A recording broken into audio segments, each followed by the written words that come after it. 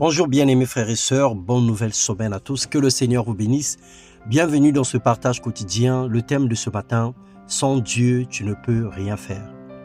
Dans Jean, le chapitre 15, les versets 6 au verset 8, la Bible déclare « Celui qui demeure en moi et en qui je demeure porte beaucoup de fruits, car sans moi, vous ne pouvez rien faire. Si quelqu'un ne demeure pas en moi, il est jeté dehors comme le sarment et il sèche. Puis on ramasse les sarments, on les jette au feu et ils brûlent. Si vous demeurez en moi et que mes paroles demeurent en vous, demandez ce que vous voudrez et cela vous sera accordé. Si vous portez beaucoup de fruits, c'est ainsi que mon Père sera glorifié et que vous serez mes disciples. » Bien-aimés dans le Seigneur, quoi que nous ayons comme capacité, tant sur le plan spirituel que physique ou intellectuel, cela ne vient pas de nous. Même si nous essayons de le nier ou de l'ignorer, la réalité nous rattrapera et la vérité nous condamnera.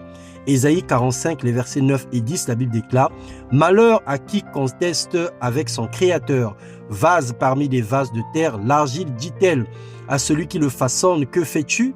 Et ton œuvre, il n'a point de main. Malheur à qui dit à son père, pourquoi m'as-tu engendré?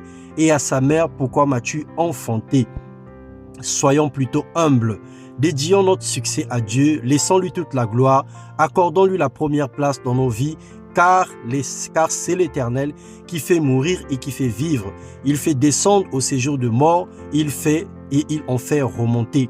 L'Éternel appauvrit et il enrichit, il abaisse et il élève. De la poussière, il retire le pauvre, du fumier, il relève l'indigent, pour les faire asseoir avec les grands, et il leur donne en partage un trône de gloire. Frères et sœurs, il ne sert donc à rien de vanter ses mérites, ses capacités, car tout nous vient de Dieu. Le simple fait de le reconnaître fait de nous des chrétiens humbles et des enfants de Dieu reconnaissants. Seigneur, tendre Père, nous prions dans le nom puissant de Jésus-Christ pour le brisement, que notre chair se taise et que l'Esprit Saint prenne le contrôle de tout. Loin de nous la très haute opinion, loin de nous l'orgueil, loin de nous l'idée de considérer ou de reconnaître ou d'imaginer que si nous sommes en haut, c'est grâce à nos efforts. Nous dédions tous nos efforts à toi, l'Éternel notre Dieu, et nous te laissons le contrôle de toute situation, parce que nous savons que nous sommes les sarments et toi tu es le cep, et sans toi nous ne pouvons rien faire.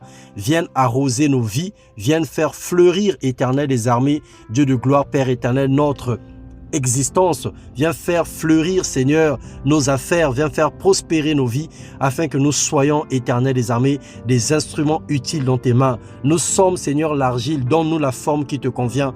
Nous te laissons, Éternel des armées, la gestion de notre cœur, la gestion de tout ce qui nous appartient, dans le nom puissant de Jésus-Christ. Amen.